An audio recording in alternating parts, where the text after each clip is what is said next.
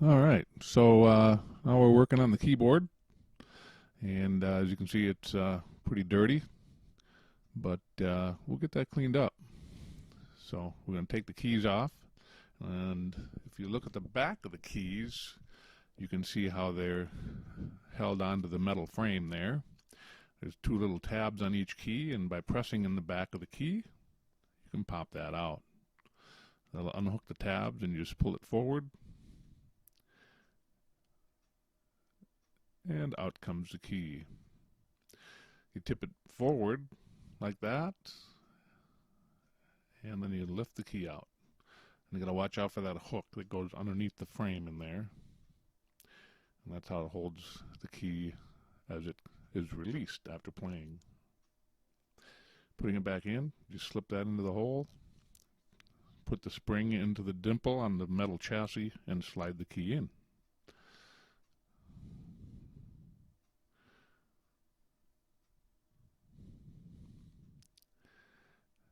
Just watch out for that hook.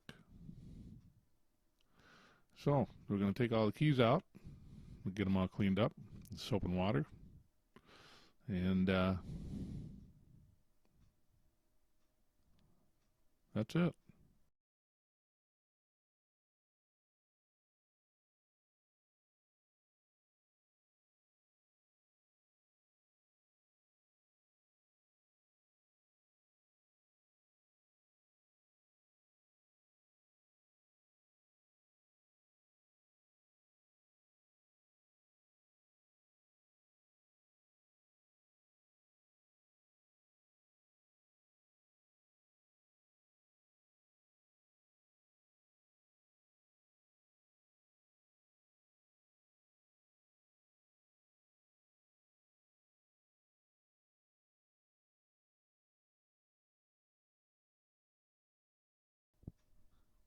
Okay, so I did have to do a little cleanup on the actuators on the circuit board. So I cleaned those up, and now I'm putting the boards back in.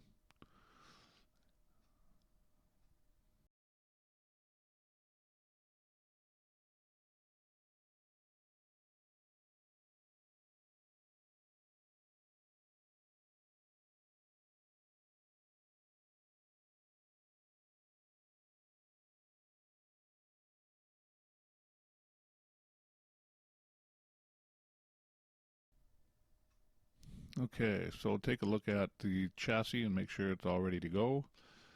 And it looks like we have a broken bushing. So we'll have to replace that. And a real simple way to do that is with some automotive tubing. And you can see that right here. And what we can do is cut off the same length of the bushing with the wire cutters. We'll measure it up.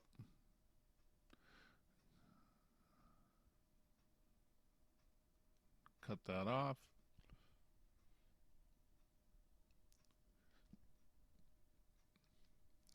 Use my needle nose and stretch it out over the tang there for the key. And just rotate the needle nose and then pull them out. And there you have it. One new bushing. Inexpensive way to replace bushings on these keyboards.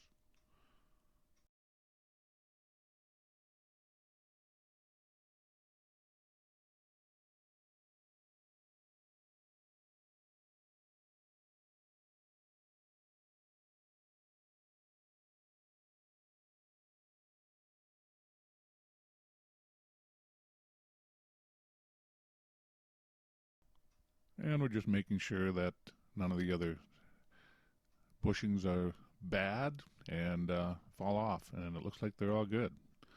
So now we'll get to cleaning the keys, and remember you have to take the springs off, and I'll show you how to put those back on the next segment here. Alright, well the keys are clean, so go ahead and put the springs on. For the springs, okay, you want to take a look at that snap there. You see that? It should be the same on both sides.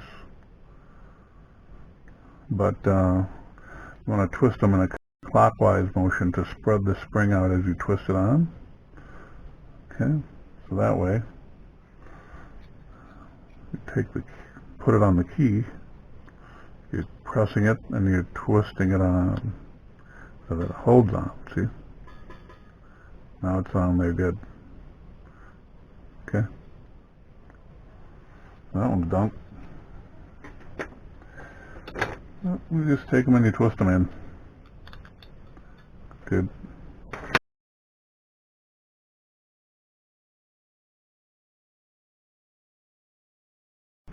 The springs for the black keys are the same.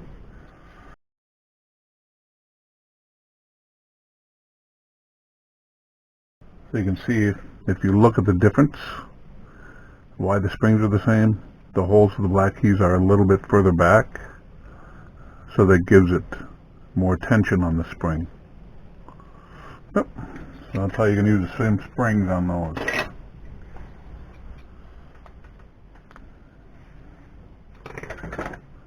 Can be convenient, because there are some keyboards that do not have the same size springs. You have to make sure that you have the right spring, whether it's a white key or a black key.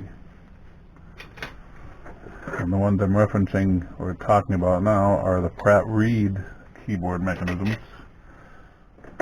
This is one of many Panasonic keyboard mechanisms.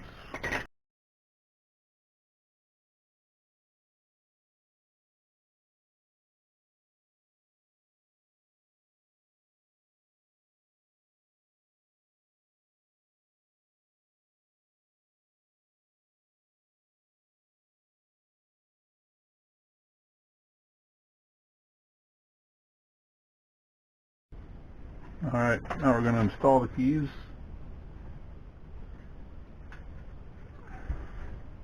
Key bed's all ready. The keys are all marked. You can see there. This is A. That's an A key. So it starts off at C to C. And we want to put the black keys in first. And also on here you can tell where the black keys go. The dimples are a little further back, just like the dimple on the top where the spring is. So you can see that's a white key, black, white, black, white, black, white, white, black. So it's pretty simple to put them back together. Well, we'll start with the black keys.